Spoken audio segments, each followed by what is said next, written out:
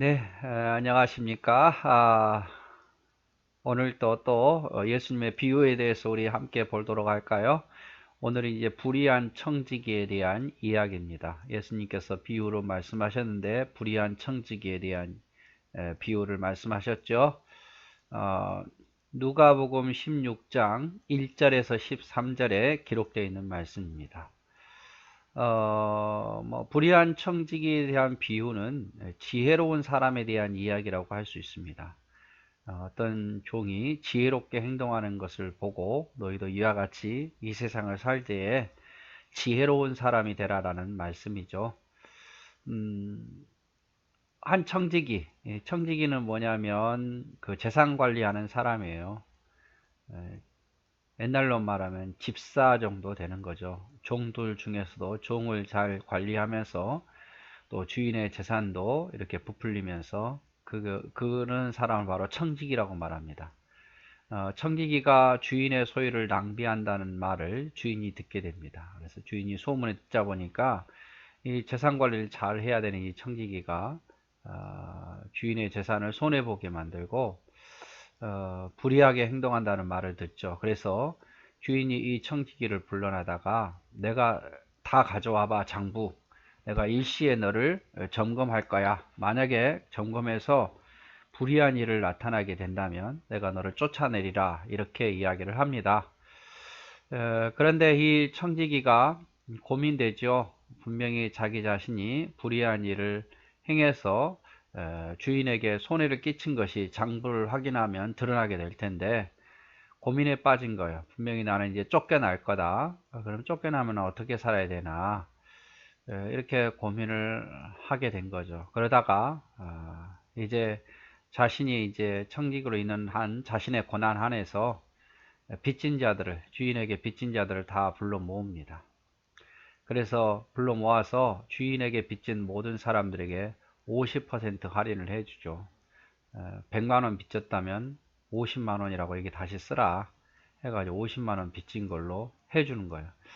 이렇게 한다면 나중에 자기가 주인에게 쫓겨나서 일을 못하더라도 이 사람들은 자기를 좋게 생각할 거고 또 어쩌면 이 사람들이 은혜를 받았기 때문에 자신에게 또 은혜를 베풀 수 있다는 이런 생각하에서 이 청지기가 빚진 사람들을 불러다가 주인의 빚을 50%다 탕감해 준 거죠. 어, 그리고 이제 탕감받은 자들은 어떤 생각을 하겠어요? 이 청지기에게 은혜를 꼭 갚겠다는 그런 마음이 들 수밖에 없는 거죠. 그래서 사람들이 이제 소문나기 시작하는 거예요. 내가 알고 보니까 저 사람 참 좋은 사람이네. 어? 악한 사람인 줄 알았더니 아니네 하면서 사람들에게 이제 좋은 소문이 이 청지기가 나기 시작하는 거예요. 이것을 주인이 본 거예요.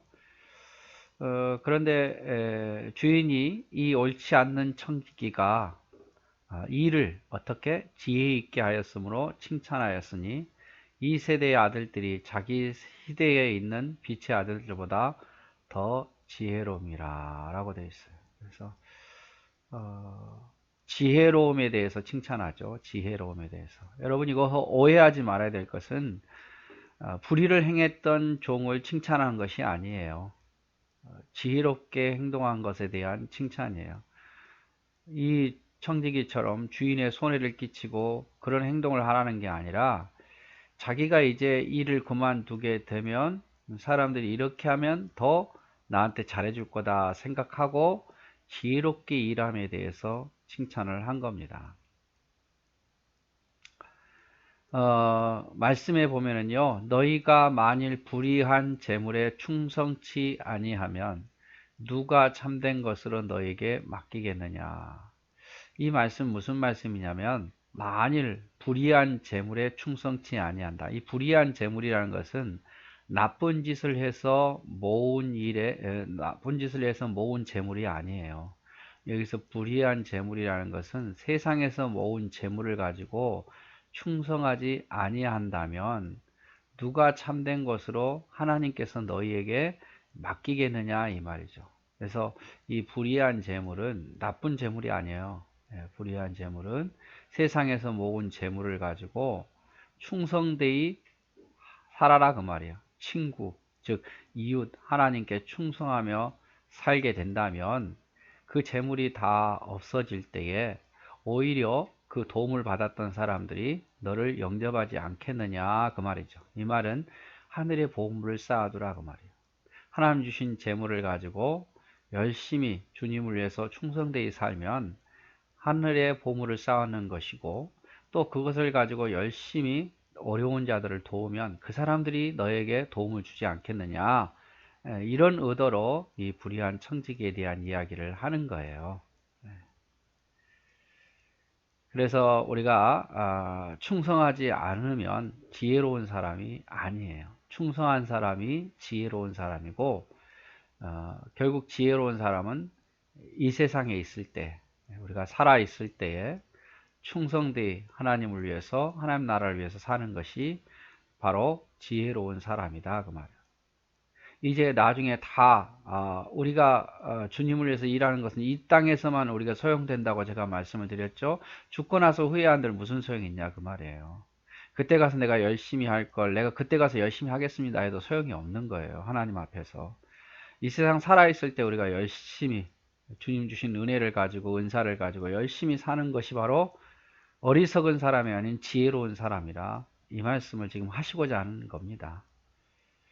그래서 지극히 작은 것에 충성하는 자는 큰 것에도 충성되고, 지극히 작은 것에 불의한 자는 큰 것에도 불의하다, 이렇게 말씀을 하고 계십니다. 그래서 여러분, 물질이나 은사를 가지고 하나님께 충성하는 사람이 되십시오. 물질이나 은사를 가지고 충성하는 자는 하나님께서 더 큰 일도 맡기시고 더 큰 일도 충성할 수 있어요. 지금 작은 일에 충성하지 않으면 하나님이 더 큰 일을 맡겨도 그거 감당 못합니다. 그래서 내게 주어진 상황 속에서, 내게 주어진 환경 속에서, 여건 속에서 충성하면 되는 거예요. 많이 있다고 충성하는 게 아니에요. 여러분, 우리가 전에도 보았지만 두 랩돈 넣은 과부하고 많이 넣은 부자들하고 누가 더 많이 넣었다고 말씀하십니까? 두 랩돈 넣은 과부예요. 왜냐하면 그는 있는 것에서 최선을 다했으니까. 그래서 지금 있는 상황 속에서 충성하면 돼요. 뭐 예를 들어서 누가 뭐 1,000,000원 헌금한다고 나도 똑같이 1,000,000원 헌금, 이게 아닙니다. 나는 내가 주어진 상황 속에서 최선을 다하면 되는 거예요. 많이 있는 가운데서 안 드리는 것도 문제고, 그렇죠? 없는 속에서 또 없는 것에서 또 최선을 다해서 하나님께 마음을 드리면 되는 것이지, 그것에 대해서 하여튼 상황 속에서 충성하는 자는 하나님이 그에게 복 주셔서 더 많은 일을 하게 하시더라 그 말이죠. 그래서 지혜로운 사람은 다른 사람이 아니라 하나님이 주신 재물로 하나님을 위해서 충성하는 사람이에요. 우리가 지금 이 비유를 참 저도 처음에는 이해하기 어려웠어요. 처음 신앙생활 할 때. 그런데 결국 예수님께서 말씀하신 것은 그거예요. 이렇게 지혜롭게 행동하란 말이에요. 그 지혜롭게 행동하는 게 뭡니까? 하나님 주신 것 가지고 충성되이 일하는 사람이 지혜로운 사람이라 그 말이에요. 지혜로운 사람. 그러면 하나님으로부터 더 큰 칭찬을 들을 것이고, 또 내가 있을 때 뭔가를 열심히 심고 봉사하다 보면 다 뿌린 대로 나중에 거두잖아요. 내가 어떻게 하냐에 따라서 다른 사람이 내게 또 도움을 주기도 하고, 그게 바로 지혜로운 사람이다 그 말이에요. 그리고 지혜로운 사람은 주인이 둘이 아니에요. 지혜로운 사람은 주인이 하나예요. 지혜로운 사람은 오직 나의 주인은 하나님 한 분뿐이고 두 주인을 섬기지 않습니다. 그래서 두 마음을 품는 자가 아니라는 거죠. 이게 옳다 싶으면 그 길을 가는 것이 바로 지혜로운 자의 모습입니다. 사랑하는 나의 동역자 여러분, 잘 기억하십시오. 우리는 지혜로운 사람이 돼야 돼. 지혜로운 사람. 어떤 사람이 지혜로운 사람일까? 한번 잘 생각해 보십시오. 우리의 인생은 분명히 끝이 있고 한계가 있습니다. 늘 돈을 벌 수 있는 것도 아니고 늘 건강한 것도 아닙니다. 그러나 건강 잃어버리기 전에, 우리 물질을 다 소비해지기 전에, 내가 더 이상 움직일 수 없기 전에 우리가 어떻게 살아야 되는 것이 가장 지혜로운 사람일까를 생각해 보고, 이 세상만 있는 게 아니라 하나님 나라도 있는 것이 분명할진데 어떻게 살아가는 것이, 무엇을 위해서 일하는 것이 지혜로운 사람인지 한번 생각해 보고, 그날이 오기 전에 우리는 정말 가치 있는 일에, 의미 있는 일에 우리의 온 몸과 마음의 정성을 다해서 착하고 충성된 종아라고 칭찬 듣고 지혜 있는 사람이라고 칭찬 들을 수 있는 그런 사람이 우리 모두 되었으면 좋겠습니다. 네, 감사합니다.